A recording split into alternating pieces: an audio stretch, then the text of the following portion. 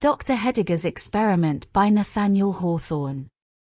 That very unusual man, old Dr. Heidegger, once invited 4 friends to meet him in his office. There were 3 white-bearded gentlemen, Mr. Medbourne, Colonel Killigrew, and Mr. Gascoigne. And there was a thin old lady whose husband had died, so she was called the Widow Wycherley. They were all sad old creatures who had been unfortunate in life. As a young man, Mr. Medbourne had lost all his money in a badly planned business deal. Colonel Killigrew had wasted his best years and health enjoying the pleasures of women and drink. Mr. Gascoigne was a ruined politician with an evil past. As for the Widow Wycherley, tradition tells us that she was once a great beauty. But shocking stories about her past had led the people of the town to reject her. So, she lived very much alone. It is worth stating that each of these 3 men were early lovers of the Widow Wycherley. And they had once been on the point of killing each other over her. "My dear old friends," said Dr. Heidegger, "I would like your help in one of my little experiments." He motioned for them to sit down. Dr. Heidegger's office was a very strange place. The dark room was filled with books, cobwebs, and dust. An old mirror hanging between 2 bookcases was said to show the ghosts of all the doctor's dead patients. On another wall hung a painting of the young woman Dr. Heidegger was to have married long ago. But she died the night before their wedding after drinking one of the doctor's medicines. The most mysterious object in the room was a large book covered in black leather. It was said to be a book of magic. On the summer afternoon of our story, a black table stood in the middle of the room. On it was a beautiful cut glass vase. 4 glasses were also on the table. Dr. Heidegger was known for his unusual experiments. But his 4 guests did not expect anything very interesting.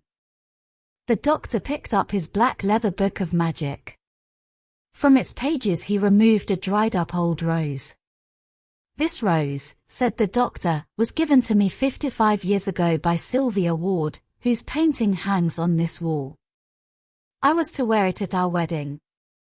Would you think it possible that this ancient rose could ever bloom again?"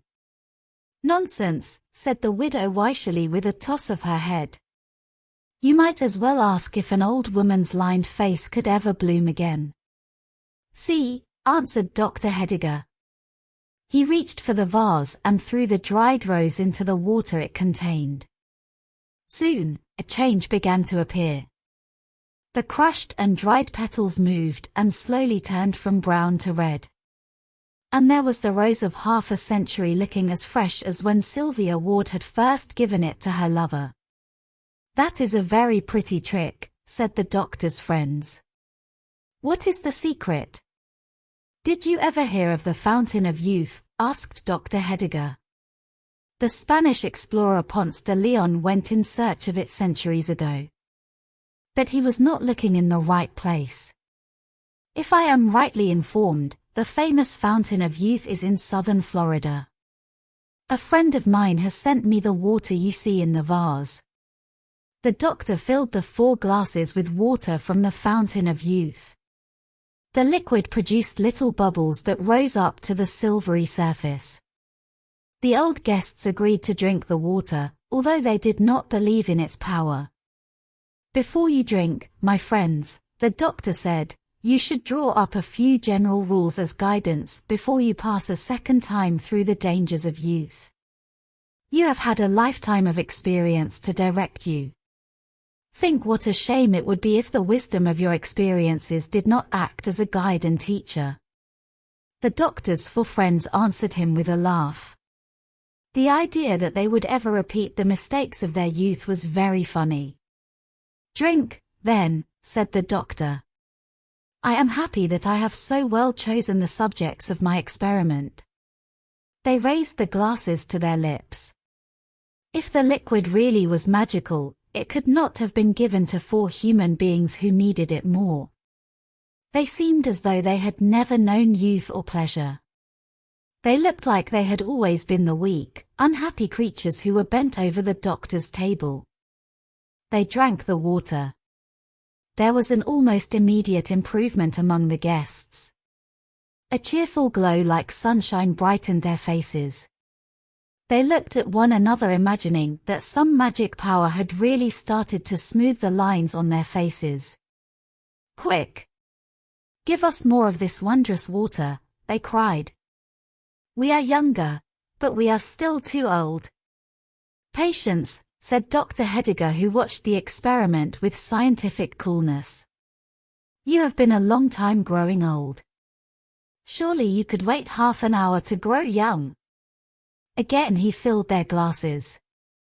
The 4 guests drank the liquid in one swallow. As the liquid passed down their throats, it seemed to change their whole systems. Their eyes grew clear and bright. Their hair turned from silver to darker shades. "My dear widow, you are lovely," cried Colonel Killigrew, who watched as the signs of age disappeared from her face. The widow ran to the mirror. The 3 men started to behave in such a way that proved the magic of the fountain of youth's water. Mr. Gascoigne's mind turned to political topics. He talked about nationalism and the rights of the people. He also told secrets softly to himself. All this time Colonel Killigrew had been shouting out happy drinking songs while his eyes turned towards the curvy body of the widow Wycherley. Mr. Medbourne was adding dollars and cents to pay for a proposed project. It would supply the East Indies with ice by linking a team of whales to the polar icebergs. As for the widow Wycherley, she stood in front of the mirror greeting her image as a friend she loved better than anything in the world. "My dear old doctor," she cried, "please give me another glass." The doctor had already filled the glasses again. It was now near sunset and the room was darker than ever. But a moonlight light shined from within the vase. The doctor sat in his chair watching. As the 4 guests drank their 3rd glass of water, they were silenced by the expression on the doctor's mysterious face. The next moment, the exciting rush of young life shot through their blood. They were now at the happy height of youth. The endless cares, sadness, and diseases of age were remembered only as a troubled dream from which they had awoken. "We are young," they cried. The guests were a group of happy youngsters almost crazy with energy. They laughed at the old-fashioned clothing they wore. They shouted happily and jumped around the room. The widow Wycherley, if such a young lady could be called a widow, ran to the doctor's chair and asked him to dance. "Please excuse me," answered the doctor quietly. "My dancing days were over long ago." But these 3 young men would be happy to have such a lovely partner. The men began to argue violently about who would dance with her. They gathered around the widow, each grabbing for her. Yet, by a strange trick owing to the darkness of the room, the tall mirror is said to have reflected the forms of 3 old, grey men competing for a faded, old woman. As the 3 fought for the woman's favor, they reached violently for each other's throats. In their struggle, they turned over the table. The vase broke into 1,000 pieces. The water of youth flowed in a bright stream across the floor. The guests stood still. A strange coldness was slowly stealing over them all. They looked at Dr. Heidegger, who was holding his treasured rose. The flower was fading and drying up once more. The guests looked at each other and saw their looks changing back. "Are we grown old again so soon?" they cried. In truth they had. The water of youth had powers that were only temporary. "Yes, friends, you are old again," the doctor said. "And the water of youth lies wasted on the ground. But even if it flowed in a river at my door, I still would not drink it. This is the lesson you have taught me." But the doctor's 4 friends had learned no such lesson. They decided at that moment to travel to Florida and drink morning, noon, and night from the fountain of youth. The end.